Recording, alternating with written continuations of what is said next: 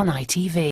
Mukasera kano nga tubasako program ya Teenage Life aziba 11 oba tusako program ya mwenjawulo ya Teenage Life nange Mami's Product nsokera ddala okubaza bonna abatuwadde akadde n'abatweyungako n'abakatweyungako eno program ebeera y'abaana teenage nga teenagers gekwata ku bulamu bwabwe batambuliddemu. Tusigala wano live ku mpewo zaffe nga tugiise EyeTV ebitambiro eby'empuliziganya mwebalina tuwuliriza abatuwadde akadde ne mugamba tujawiza program zaffe ez'enjawulo.